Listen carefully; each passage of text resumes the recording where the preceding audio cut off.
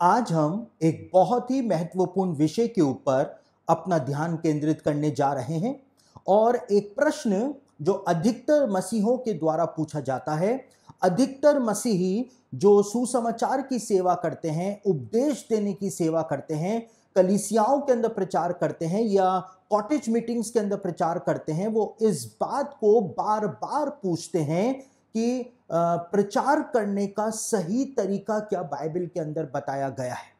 और मेरी प्रचार सभाओं के अंदर भी अभी बीते समय ही बहुत सारे लोग मेरे पास आए और आकर के उन्होंने मुझसे निवेदन किया कि मैं एक लेसन जो है वो इस विषय के ऊपर भी जरूर से बनाऊं कि प्रचार करने का सही तरीका क्या है। तो आज हम इस बात को समझने जा रहे हैं, इस बात को बाइबल से और विशेष रूप से प्रेरितों के काम की पुस्तक से हम इस बात को समझने जा रहे हैं कि सुसमाचार प्रचार करने का सही तरीका बाइबल में क्या बताया गया है और हम कहां पर गलती कर रहे हैं, जिसकी वजह से आज सुसमाचार की सेवा का ना केवल विरोध हो रहा है लेकिन सुसमाचार की सेवा फ्रूटफुल नहीं हो पा रही है। हमारी कलीसियाओं के अंदर लोगों की स्पिरिचुअल ग्रोथ नहीं हो पा रही है। ऐसा क्या हो रहा है? हम आखिर कहां पर गलती कर रहे हैं? प्रेरितों ने क्या किया कि उनकी सेवकाई इतनी फ्रूटफुल हुई, लोगों के जीवन जो है वो आत्मिक तौर से आगे बढ़े,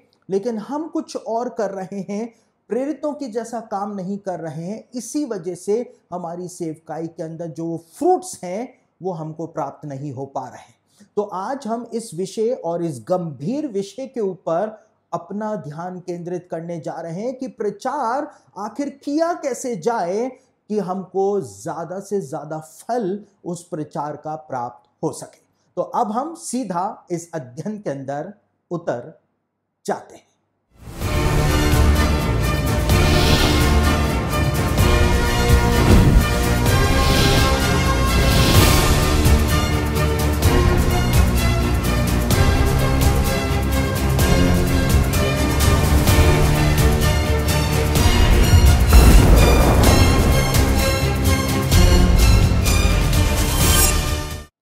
प्रचार करने का सही तरीका क्या है, इसके विषय में अगर सबसे पहला बिंदु हम देखें तो हमको इस बात को समझना पड़ेगा कि सुसमाचार प्रचार और उपदेश करने के अंदर आखिर अंतर क्या है।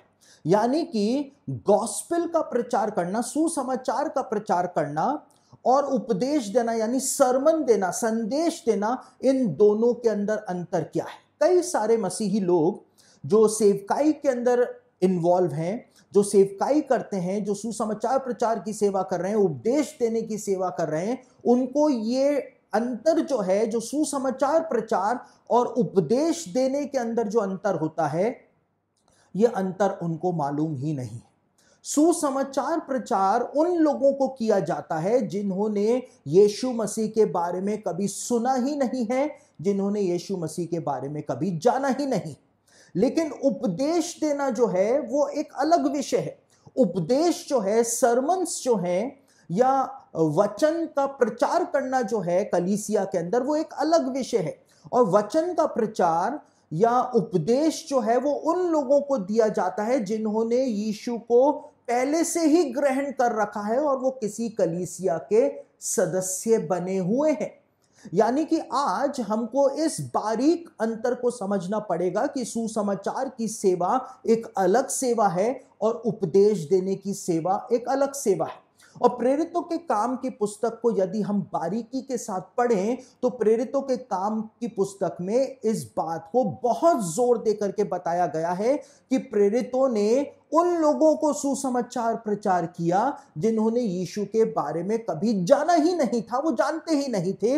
लेकिन जब वो कलीसिया के अंदर आते थे, चेलों की मंडली में आते थे, तो वो सुसमाचार का प्रचार नहीं करते थे, लेकिन वहां पर वो अपनी गवाहियां शेयर करते थे और साथ ही साथ वहां पर लिखा हुआ है कि वो वहां पर उपदेश देकर के चेलों के विश्वास को और मजबूत किया करते थे। कुछ उदाहरणों को हम प्रेरितों के काम से पहले देख लेते हैं ताकि मैटर जो है वो अभी से ही साफ होना शुरू हो जाए। प्रेरितों के काम उसका 8 अध्याय उसके 25वें वचन के अंदर बताया गया है कि जब सामरियों ने सुसमाचार के ऊपर विश्वास कर लिया था, तो यरूशलेम से यूहन्ना और पतरस को भेजा जाता है। और यूहन्ना और पतरस जब सामरिया के अंदर अपना पूरा काम कर देते हैं, तो वहां पर इस बात को बताया गया है कि पतरस और यूहन्ना गवाही देकर और प्रभु का वचन सुनाकर यरूशलेम को लौट गए और सामरियों के बहुत गांव में सुसमाचार सुनाते गए।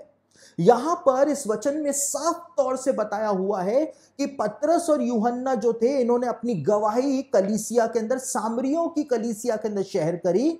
साथ ही इन्होंने वहां पर उपदेश दिया, वचन सुनाया, ताकि उनकी स्पिरिचुअल ग्रोथ हो सके, क्योंकि सुसमाचार पर तो वो पहले ही विश्वास कर चुके थे। अब वो यीशु मसीह को ग्रहण कर चुके थे, तो उनको सुसमाचार वापस से सुनाने की जरूरत नहीं थी। लेकिन पतरस और यूहन्ना ने अपनी अपनी टेस्टमनी शेयर करी, प्रभु का वचन उनको सुनाया, ताकि उनकी स्पिरिचुअल ग्रोथ हो सके। और जब वो वापस यरूशलेम लौट रहे थे, तो जितने भी गांव रास्ते में पड़ रहे थे, वहां पर जो लोग यीशु मसीह के बारे में नहीं जानते थे, उनके बीच में उन्होंने सुसमाचार का प्रचार किया। और सुसमाचार का प्रचार करते करते ही वो यरूशलेम आगे बढ़ते चले गए। तो ये बात यहां पर साफ तौर से बताई हुई। लेकिन एक और संदर्भ को हम देख लेते हैं। यहां पर लिखा हुआ है प्रेरितों के काम उसका 11 अध्याय उसके 20वें वचन में, और वहां पर इस बात को बताया हुआ है कि परंतु उनमें से कितने कुप्रुसी और कुरेनी थे, जो अंताकिया में आकर यूनानियों को भी प्रभु यीशु मसीह के सुसमाचार की बातें सुनाने लगे।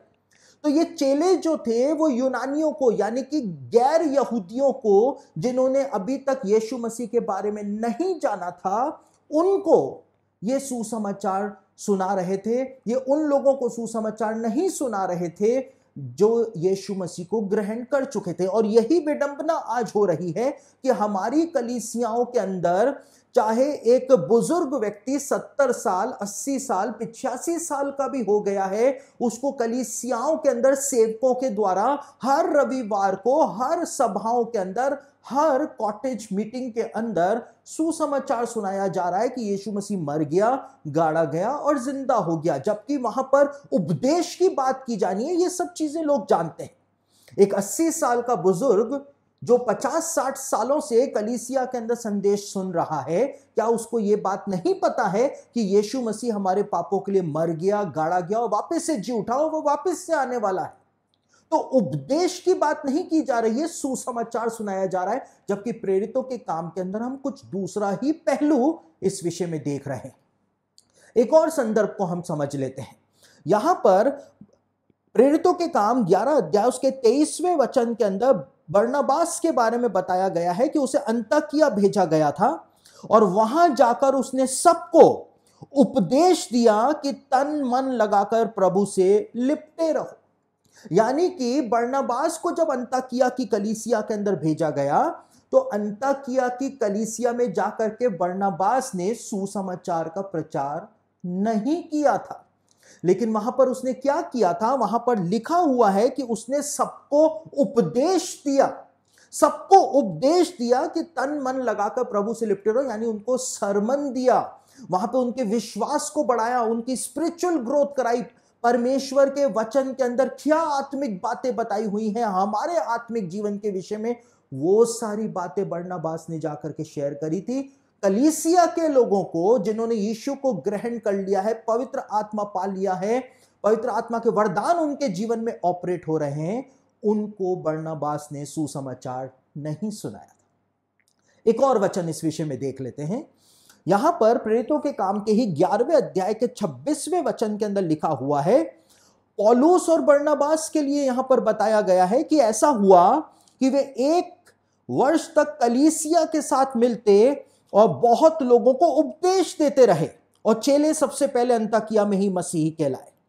तो यहां पर अंताकिया की कलीसिया के बारे में बताया हुआ है कि पौलुस और बरनबास 1 साल तक अंताकिया की कलीसिया में रहे, और अंताकिया की कलीसिया के अंदर जो चेले थे, जो मसीही लोग थे, उनको एक बार भी पौलुस और बरनबास ने सुसमाचार नहीं सुनाया। सुसमाचार जो है वो कलीसिया के बाहर के लोगों को उन्होंने सुनाया था, आगे के वचनों के अंदर लिखा हुआ है। तो हमको इस बारीक अंतर को यहां पर समझना पड़ेगा कि सुसमाचार प्रचार की सेवा अलग सेवा है और उपदेश देने की सेवा अलग सेवा है। सुसमाचार प्रचार उन लोगों को किया जाता है जिन्होंने अभी तक यीशु के बारे में जाना नहीं है, लेकिन उपदेश की बातें उन लोगों को दी जाती हैं जो कलीसिया के सदस्य हैं, जिन्होंने यीशु को ग्रहण कर लिया है और अब वो पवित्र आत्मा से परिपूर्ण है और इसीलिए उनको स्पिरिचुअल ग्रोथ चाहिए और इसीलिए उनको उपदेश की बातें, वचन की बातें सिखाई जानी चाहिए। तो इस बारीक अंतर को हमको समझना पड़ेगा। प्रचार कैसे किया जाए, इफेक्टिव प्रचार कैसे किया जाए, किस प्रकार से प्रीच किया जाए कि लोगों के जीवन के अंदर काम हो, तो सबसे पहले इस बात को हमको समझना पड़ेगा कि जहां पर सुसमाचार प्रचार करना है वहां पर सुसमाचार प्रचार करें जिन लोगों ने यीशु को नहीं जाना है। लेकिन जब आप मसीहों के बीच में प्रचार कर रहे हैं तो वहां पर सुसमाचार प्रचार करने की नहीं, लेकिन उपदेश देने की, सरमन संदेश देने की जरूरत वहां पर होती है। एक और बात इस विषय में हम और देख लेते हैं। पौलुस ने 5 फोल्ड मिनिस्ट्री के बारे में बताया और पौलुस ने इस बात को कहा इफिसियों की पत्री के अंदर कि और यीशु मसीह ने कितनों को प्रेरित नियुक्त करके और कितनों को भविष्यवक्ता नियुक्त करके और कितनों को सुसमाचार सुनाने वाले नियुक्त करके और कितनों को रखवाले और उपदेशक नियुक्त करके दे दिया, जिससे पवित्र लोग सिद्ध हो जाएं और सेवा का काम किया जाए और मसीह की देह उन्नति पाए। यहां पर इफिसियों की पत्री के इस वचन के अंदर पौलुस जो है वो साफ तौर से इस बात को बताता है कि यीशु मसीह के द्वारा सेवकाई करने के लिए, सुसमाचार की सेवा को फैलाने के लिए 5 फोल्ड मिनिस्ट्री दी हुई है। प्रेरित दिए हैं, भविष्यवक्ता दिए हैं, प्रचारक दिए हैं, पास्टर दिए हैं, टीचर दिए हैं, 5 फोल्ड मिनिस्ट्री दी गई है। लेकिन जब पौलुस कलीसिया के अंदर के एडमिनिस्ट्रेशन की बात करता है तो वहां पर पौलुस ने क्या लिखा है, कुरिन्थ की कलीसिया को पौलुस ने क्या समझाया, यहां पर आप देख सकते हैं। इफिसियों की पत्री के इन वचनों में पौलुस ने कहा 5 फोल्ड मिनिस्ट्री है। 5 फोल्ड में से पहली जो है वो प्रेरित है और उसके बाद उसने बताया, लेकिन इन 5 के अंदर उसने सुसमाचार सुनाने वालों का नाम लिया, यानी सुसमाचार प्रचारकों का नाम भी उसने लिया था, इवेंजलिस्ट का नाम भी उसने लिया था। लेकिन कलीसिया के अंदर के एडमिनिस्ट्रेशन के बारे में जब पौलुस बताता है, कलीसिया के अंदर कलीसिया को कैसे आत्मिक तौर से बढ़ाया जाए, उसके बारे में जब कुरिन्थ की कलीसिया को पौलुस बताता है तो वहां पर पौलुस सुसमाचार प्रचारक को इस लिस्ट में से बाहर कर देता है। पहला कुरिन्थियों उसका 12 अध्याय और उसके 28वें वचन के अंदर पौलुस ने क्या कहा है, और परमेश्वर ने कलीसिया में अलग अलग व्यक्ति नियुक्त किए हैं। कलीसिया के अंदर अलग अलग व्यक्ति नियुक्त किए हैं। प्रथम प्रेरित, दूसरे भविष्यवक्ता, तीसरे शिक्षक, फिर सामर्थ के काम करने वाले, फिर चंगा करने वाले और उपकार करने वाले और प्रधान और नाना प्रकार की भाषा बोलने वाले। इस लिस्ट के अंदर आप इस बात को देख सकते हैं, समझ सकते हैं कि पौलुस जो था उसने कलीसिया के अंदर का जो एडमिनिस्ट्रेशन है या कलीसिया के अंदर की जो सेवकाई है, उस सेवकाई के अंदर सुसमाचार प्रचारकों को इंक्लूड नहीं किया, क्योंकि कलीसिया के अंदर सुसमाचार प्रचार करने की जरूरत ही नहीं है। क्योंकि जिन्होंने सुसमाचार को सुना, जिन्होंने सुसमाचार के ऊपर विश्वास किया, यीशु को ग्रहण किया, वो पवित्र आत्मा से भरे, वो कलीसिया के सदस्य हैं और अब उनको बार बार सुसमाचार सुनाने की जरूरत नहीं है। और यहीं पर ही हम आकर के गलती कर रहे हैं। आज कितने सारे लोग हर रविवार को कलीसिया को, अपनी अपनी कलीसिया को सुसमाचार सुना रहे हैं और उपदेश नहीं दे रहे, इसलिए उनकी कलीसिया की आत्मिक उन्नति जो है वो भी नहीं हो पा रही। तो उपदेश देना अलग है और सुसमाचार सुनाना अलग है। यहां पर साफ तौर से लिखा है कलीसिया के अंदर, कलीसिया के बाहर तो सुसमाचार की सेवा मस्ट है, लेकिन कलीसिया के अंदर सुसमाचार सुनाने का कोई मतलब ही नहीं है, क्योंकि वो पहले ही सुसमाचार ग्रहण कर चुके। एक वचन हम और देख लेते हैं इसी विषय में। यहां पर कलीसिया के अंदर सुसमाचार सुनाने वालों की जरूरत नहीं है, इसीलिए प्रेरितों के काम में बताया गया है कि अंताकिया की कलीसिया में कितने भविष्यवक्ता और उपदेशक थे।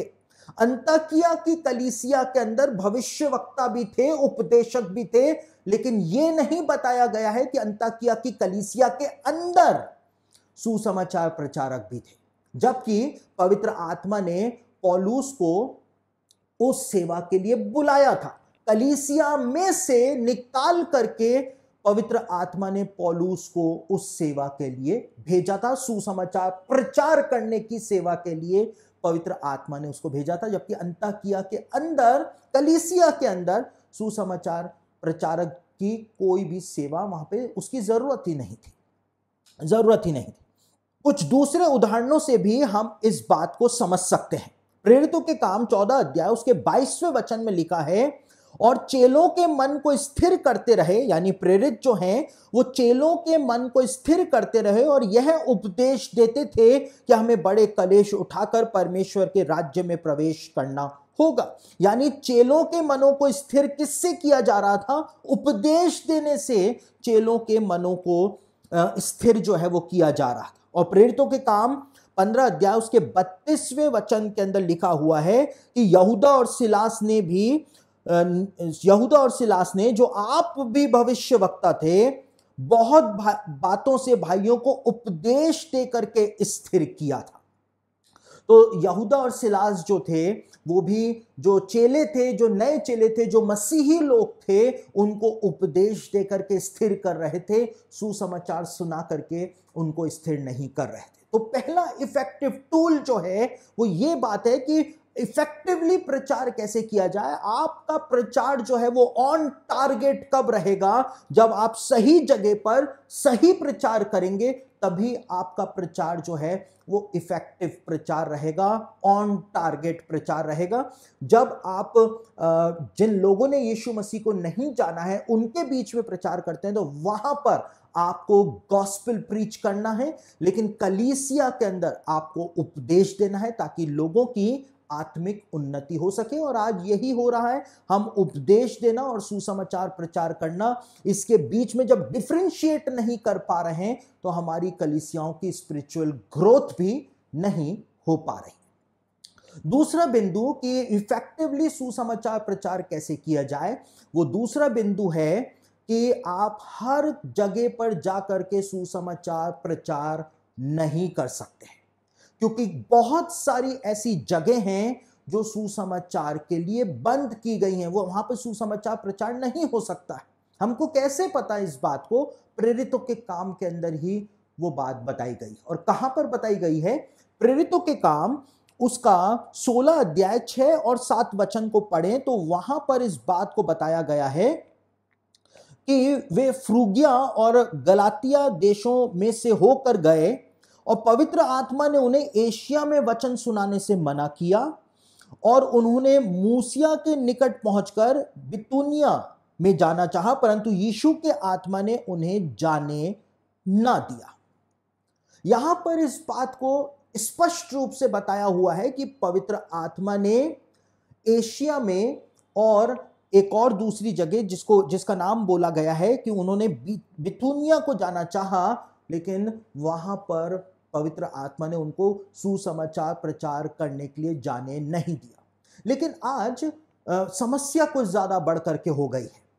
हम पवित्र आत्मा हमको चाहे अगुवाई कर रहा हो कि उस स्थान पर सुसमाचार प्रचार हमको नहीं करना है, लेकिन हम इतने जिद्दी हो गए हैं और हम इतना अंडर एस्टिमेट अंधकार की शक्तियों को करने लग गए हैं कि हम अपने जिद्दीपन, अपने अक्खड़पन के बदौलत हम जबरदस्ती जाकर ऐसी जगहों पर सुसमाचार प्रचार करते हैं, और इसीलिए इतना सारा विरोध जो है वो हो जाता है। तो सही तरीका क्या है प्रचार करने का? सही तरीका है कि जब पवित्र आत्मा आपको अगुवाई करे कि उन स्थानों के ऊपर प्रचार करने नहीं जाना है, तो आप इस परिस्थिति में डरपोक नहीं हैं। इस परिस्थिति में आप डरपोक नहीं है, लेकिन पवित्र आत्मा ने आपकी अगुवाई की है। इसलिए यहां पे पौलुस और बरनबास जो थे वो भी कोई डरपोक नहीं थे, लेकिन उन्होंने पवित्र आत्मा की बात मानी और वो एशिया में भी नहीं गए और वो बिथुनिया में भी नहीं गए, और उन्होंने दूसरी जगह पर जाकर के प्रचार का काम किया और वहां पर इफेक्टिवली पवित्र आत्मा का काम हुआ था। तो इस बात को भी आपको समझना पड़ेगा कि हर कहीं पर जाकर के आपकी मर्जी है, कहीं पर भी जाकर के प्रचार कर रहे हैं, ऐसा नहीं है। जब पवित्र आत्मा कहीं जाने से आपको रोकता है तो आपको रुकना पड़ेगा, प्रार्थना करें, पवित्र आत्मा की अगुवाई माने, उसकी अगुवाई लें, तब जाकर के इफेक्टिवली आप प्रचार का काम कर पाएंगे। तीसरा बिंदु जो इसी विषय के अंदर आता है वो ये है कि पौलुस ने और प्रेरितों ने किस प्रकार से प्रचार किया। प्रेरितों के काम के अंदर बताया हुआ है, खुद अन्य जाति जजेस जो थे, जेंटाइल जजेस जो थे, उन्होंने प्रेरितों की गवाही दी थी। उन्होंने प्रेरितों की गवाही दी थी कि ये लोग जो हैं वो कभी भी किसी दूसरे धर्म के देवी देवताओं का अपमान नहीं करते हैं। आज क्या हो गया है, तीसरी बात हमको ये समझने पड़ेगी कि जब आप प्रचार करते हैं, आपके प्रचार में कभी भी दूसरे धर्मों का अपमान सम्मिलित नहीं होना चाहिए। दूसरे धर्मों का अपमान प्रेरितों ने कभी भी नहीं किया, बाइबल में कहीं पर भी नहीं लिखा हुआ है। एक वचन हम पढ़ लेते हैं, उसके बाद मैं आगे की बात आपको समझाता हूं। यहां पर क्या लिखा है, प्रेरितों के काम उसका 19 अध्याय उसके 37वें वचन में बताया है कि जब इफिसुस के अंदर पौलुस का विरोध हुआ और वहां पर बहुत ज्यादा बवाल मच गया, बहुत ज्यादा विरोध हो गया, और जब दूसरे चेलों को पकड़ लिया गया तो जो जजेस थे इफिसुस के, उन्होंने एक गवाही दी थी। और क्या गवाही दी थी, यहां पर लिखा है, जजेस कहते हैं कि तुम इन मनुष्यों को लाए हो, इन लोगों को लाए हो, सुसमाचार प्रचारकों को लाए हो, जो ना मंदिर के लूटने वाले हैं, ना हमारी देवी के निंदक हैं। यानी कहने का मतलब यह है, यदि ग्रीक न्यू टेस्टामेंट में इस वचन को आप पढ़ें तो वहां पे बताया हुआ है, जो वहां पर लिखा हुआ है उसका मतलब यह है कि तुम इन लोगों को यहां पर मुकदमे के लिए लेकर के आए हो, लेकिन इन लोगों ने ना तो हमारे मंदिरों को अपवित्र किया है और ना ही इन्होंने हमारी देवी की निंदा करी, हमारी देवी का भी इन्होंने अपमान नहीं किया है, तो हम इन पे मुकदमा चलाएं तो चलाएं कैसे? ये तो वैसे ही निर्दोष हैं, ये तो अपनी बात बोल रहे हैं। अब ये तुम्हारे ऊपर निर्भर करता है कि तुम इनकी बात चाहो तो सुन सकते हो और चाहो तो ना सुन सकते हो। तो इसमें मुकदमे वाली तो कोई बात है ही नहीं। जजेस ने यहां पर बोला, जो कोर्ट के जजेस थे, उन्होंने प्रेरितों के विषय में इस बात को बोला। सुसमाचार प्रचार की सेवा जब आप करते हैं, इफेक्टिवली प्रचार यदि आपको करना है, तो आप अपनी बात को लोगों के सामने रखिए। किसी भी दूसरे धर्म का अपमान करने का अधिकार हमको नहीं दिया गया है। हमको दुष्ट आत्माओं को निकालने का, बीमारों को चंगा करने का अधिकार जरूर से दिया गया है, लेकिन हमको दूसरे धर्मों का अपमान करने का अधिकार नहीं दिया गया है। आप किसी को इमोशनली चोट पहुंचा करके उनको कैसे यीशु मसीह का सुसमाचार सुना सकते हैं? आप किसी के विश्वास को चोट पहुंचा रहे हैं, आप किसी की आस्था को चोट पहुंचा रहे हैं अपनी बातों के द्वारा, उनके धर्म के लिए गलत गलत बातों को बोलने के द्वारा, और उनके धर्म, उनकी विश्वास, उनकी आस्था को नीचा दिखाने के द्वारा आप जब उनको चोट पहुंचा रहे हैं, तो फिर आप कैसे उनको यीशु मसीह के बारे में बता पाएंगे? वो पहले ही उनके मन के अंदर आपके प्रति इतनी कड़वाहट आ चुकी होगी कि वो कभी भी यीशु मसीह के सुसमाचार को ग्रहण नहीं करेंगे। यहां पे प्रेरितों के लिए गवाही दी कि प्रेरित जो हैं वो कभी भी किसी दूसरे धर्म का अपमान नहीं करते थे। प्रेरित अपनी बात बोलते थे, सुसमाचार सुनाते थे कि परमेश्वर का पुत्र यीशु मसीह है, जिसने सारी मानव जाति के लिए, उसमें सब सारे लोग इंक्लूड हैं, सारी मानव जाति के लिए उसने अपने प्राणों को बलिदान कर दिया, और उसी के नाम से, उसी के लहू से पापों की क्षमा जो है वो प्राप्त हो सकती है। प्रेरित अपनी बात बोलते थे, किसी को बीच में ला करके घसीटते नहीं थे, किसी का अपमान नहीं करते थे, सिर्फ अपनी बात जो है वो लोगों के सामने रखते थे। तो इफेक्टिवली आपको प्रचार करना है तो दूसरों को ठोकर खिलाने से अच्छा है, दूसरों को चोट पहुंचाने से अच्छा है कि आप अपने अपने वचन के ऊपर फोकस करें और अपने वचन को और भी ज्यादा प्रेजेंटेबल रूप में आप लोगों के सामने रखें, ताकि लोग आपकी बात को सुन सके, लोग आपकी बात को समझ सके। जब हम आगे बढ़ते हैं तो सुसमाचार प्रचार इफेक्टिवली कैसे किया जाए, उसका चौथा बिंदु जो है वो ये है कि आपको अपनी बुलाहट को पहचानना है।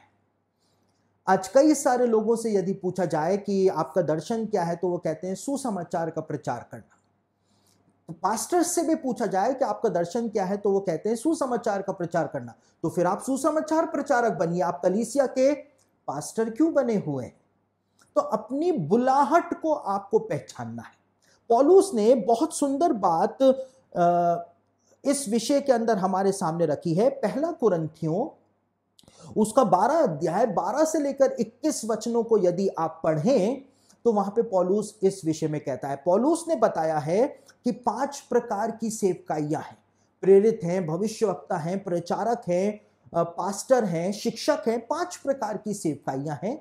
और उसके बाद पौलुस इस बात को बताता है कि हर कोई प्रेरित बनने के लिए नहीं बुलाया गया है, हर कोई भविष्यवक्ता बनने के लिए नहीं बुलाया गया है, हर कोई सुसमाचार प्रचारक बनने के लिए नहीं बुलाया गया, हर कोई शिक्षक बनने के लिए भी नहीं बुलाया गया है।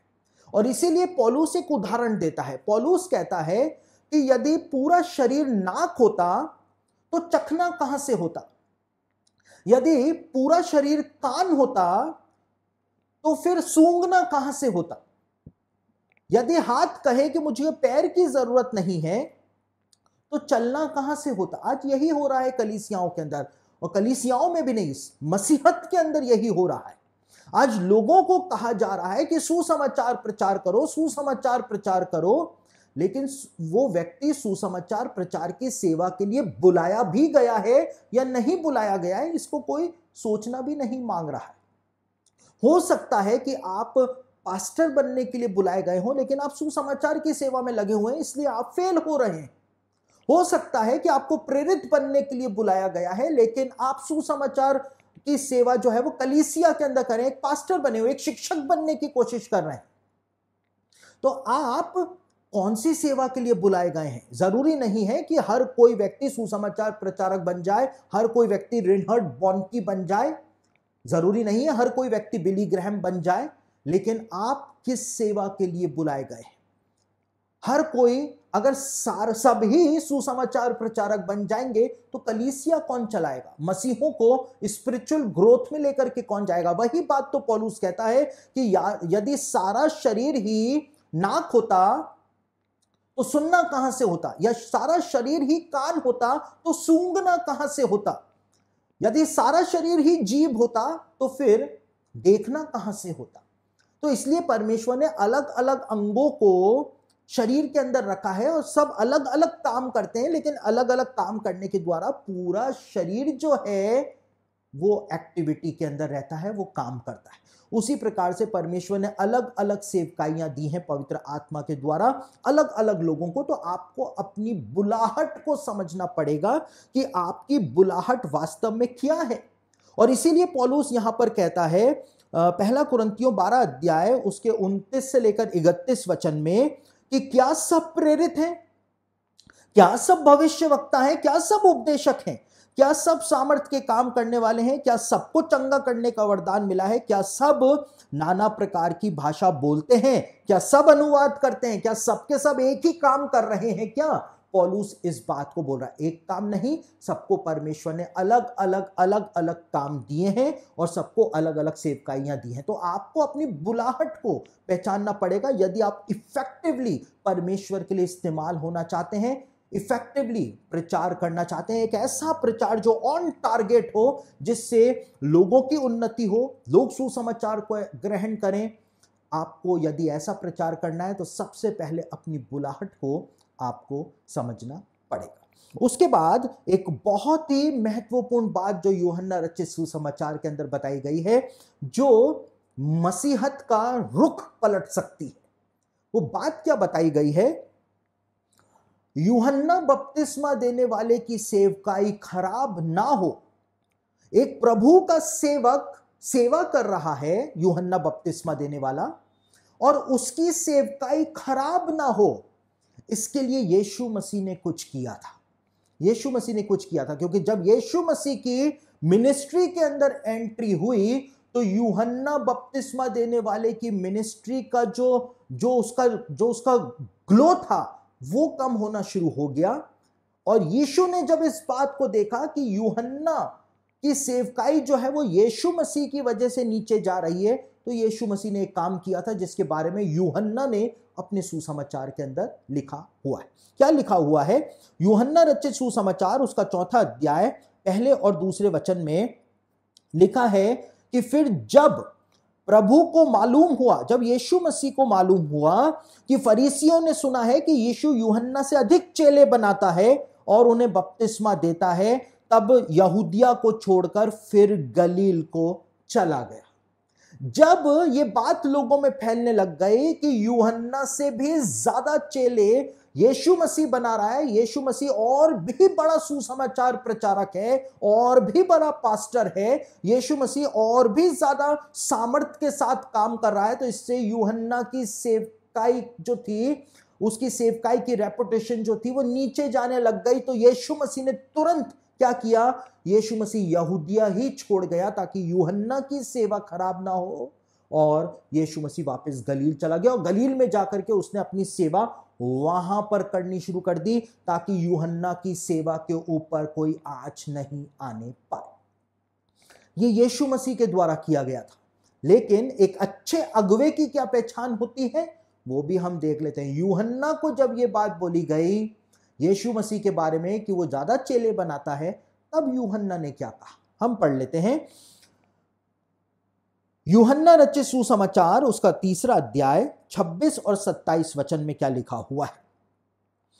यूहन्ना ने इस बात को कहा और उन्होंने, यानी यूहन्ना के चेलों ने यूहन्ना के पास आकर उससे कहा, हे रब्बी, जो व्यक्ति यरदन के पार तेरे साथ था और जिसकी तूने गवाही दी है, देख वे बपतिस्मा देता है और सब उसके पास आते हैं। यूहन्ना ने उत्तर दिया, जब तक मनुष्य को स्वर्ग से ना दिया जाए तब तक वह कुछ नहीं पा सकता। और यूहन्ना रचित सुसमाचार के ही 3 अध्याय के 30वें वचन के अंदर यूहन्ना ने कहा, अवश्य है वह बढ़े और मैं घटूं। तो यहां पर हमको 2 अगुवे दिखाई दे रहे हैं। दोनों अगुवे जो थे वो सुसमाचार सेवकाई के अगुवे थे और दोनों अगुवों के अंदर एक दूसरे की सेवकाई के प्रति जो रिस्पेक्ट हमको यहां पर दिखाई दे रही है वो अपने आप में एक मिसाल कायम कर देती है। यूहन्ना की सेवा खराब ना हो इसलिए यीशु ने अपनी सेवकाई का जो हेडक्वार्टर था वो शिफ्ट कर लिया। और इधर जब बताया गया यूहन्ना को, यूहन्ना के शिष्यों के द्वारा कि हमसे कोई बपतिस्मा लेने अब नहीं आ रहा है, सबके सब यीशु मसीह के पास बपतिस्मा लेने जा रहे हैं, तो यूहन्ना ने कहा, जब तक मनुष्य को स्वर्ग से सेवकाई करने का वरदान न दिया जाए कोई कुछ नहीं कर सकता है भाई। और यूहन्ना ने एक बहुत ही अच्छे अगुवे का उदाहरण दिया। यूहन्ना ने कहा कि वो बढ़े और मैं घटूं। यानी कि यदि आपको इफेक्टिवली सेवकाई करनी है, आपको इफेक्टिवली प्रचार करना है, सही तरीके से प्रचार करना है, तो आपको इस बात को भी ध्यान रखना पड़ेगा कि आपकी वजह से किसी दूसरे सेवक की सेवकाई खराब तो नहीं हो रही है। आपको इस बात का बिल्कुल ध्यान रखना पड़ेगा। यीशु मसीह ने वो ध्यान रखा और यूहन्ना की तरह जो दूसरे सेवक हैं उनको भी इस बात का ध्यान रखना पड़ेगा कि यदि किसी सेवक की सेवकाई बहुत तेजी के साथ आगे बढ़ती चली जा रही है, फास्टेस्ट ग्रोइंग मिनिस्ट्री बनती चली जा रही है, तो आपको जलन नहीं करनी है। लेकिन आपको इस बात को समझना है कि स्वर्ग से जब तक इस बात का निर्णय नहीं किया जाता है कि कौन आगे बढ़ेगा, तब तक कोई कुछ भी नहीं कर सकता है। और आपको भी यूहन्ना की तरह इस बात को बोलना चाहिए कि प्रभु उसको भी बढ़ाए, मुझको भी बढ़ाए, वो बढ़े आगे तो भी मुझको कोई प्रॉब्लम नहीं है, क्योंकि काम तो प्रभु का ही हो रहा है। काम तो प्रभु का ही हो रहा है। तो ये जो 2 अगुवों का उदाहरण है, एक मिसाल जो यहां पर यीशु मसीह और यूहन्ना ने हमको दी है, इसको हमको हमेशा याद रखना है। तब जब हम सेवकाई करेंगे तो हमारी सेवकाई इफेक्टिव होगी, हमारा किया हुआ प्रचार लोगों के जीवनों में जरूर से काम करे। और एक अंतिम बिंदु इस विषय में मैं आपको यह बताऊं कि प्रेरितों ने एक और तरीके से प्रचार किया था, और वो प्रचार था पत्रियों को लिखने के द्वारा। तो आप भी इस प्रकार का प्रचार कर सकते हैं। आप बुक्स लिख सकते हैं, आप लेख लिख सकते हैं, और उनको लिखने के द्वारा आप कलीसिया को शिक्षा दे सकते हैं। ये पत्रियां जो हैं, ये प्रेरितों ने अन्य जातियों को नहीं लिखी थी, लेकिन कलीसिया को लिखी थी। तो कलीसिया के आत्मिक ग्रोथ के लिए आप बुक्स लिख सकते हैं, यदि आपको परमेश्वर ने वो वरदान दिया है, वो टैलेंट दिया है। आप लेख लिख सकते हैं, और आप YouTube के ऊपर वीडियोस को अपलोड कर सकते हैं, अच्छे अच्छे वीडियोस को, शिक्षात्मक वीडियोस को बना करके अपलोड कर सकते हैं, ताकि कलीसिया की आत्मिक बढ़ोतरी जो है वो हो सके। लेकिन ध्यान रखें, जो भी आप लिखें, जो भी आप YouTube में वीडियो बना करके अपलोड करें, उनमें इन बातों का ध्यान रखें कि आप कभी भी किसी भी दूसरे धर्म का अपमान अपने वीडियो में ना करें। साथ ही साथ आप कभी भी किसी दूसरे सेवक का अपमान अपने वीडियो के अंदर ना करें। दूसरे को नीचा दिखा करके कभी भी आप खुद को ऊपर रखने का प्रयास बिल्कुल भी ना करें, क्योंकि लिखा हुआ है, खुद यीशु मसीह ने भी कहा कि जो अपने आप को बढ़ा बनाना चाहेगा वो सबसे नीचे कर दिया जाएगा। तो आप रिस्पेक्ट दें, और जब आप रिस्पेक्ट देंगे प्रभु के सेवकों को, और किसी का, आप अपनी बात करिए, आपके पास क्या है, आपको अपनी बात लोगों के सामने रखनी है, आपको किसी का भी अपमान नहीं करना है। और उसके बाद आपका प्रचार, चाहे वो बुक्स के माध्यम से हो, चाहे वो लेखों के माध्यम से हो, चाहे वो वीडियोस के माध्यम से हो, चाहे आप खुद जाकर के फिजिकल रूप में कहीं पर प्रचार कर रहे हैं, वो सारा प्रचार जो है वो ऑन टारगेट रहेगा। कलीसिया की आत्मिक ग्रोथ होगी और सुसमाचार फैलता ही चला जाएगा। तो ये कुछ टिप्स थे जो मैंने आप लोगों के सामने रखे हैं। लोगों ने बहुत ज्यादा रिक्वेस्ट मुझसे करी थी कि मैं इस विषय पर कुछ लोगों को बताऊं, तो मैंने जो कुछ भी प्रभु ने मेरे मन के अंदर डाला वो बातें मैंने आपके साथ शेयर की हैं। मैं सोचता हूं कि इन बातों को समझने के द्वारा आपको बहुत आत्मिक लाभ होगा, और वास्तव में आप प्रचार के सही तरीके को इन बिंदुओं के द्वारा समझ पाएंगे। तो आप जब इस वीडियो को देखें तो अपने तक इस वीडियो को आप रोक करके ना रखें, लेकिन और दूसरे मसीहों को भी ये वीडियो आप फॉरवर्ड करें, ताकि वो भी इस वीडियो को देख करके प्रचार करने के सही तरीकों को समझ सके।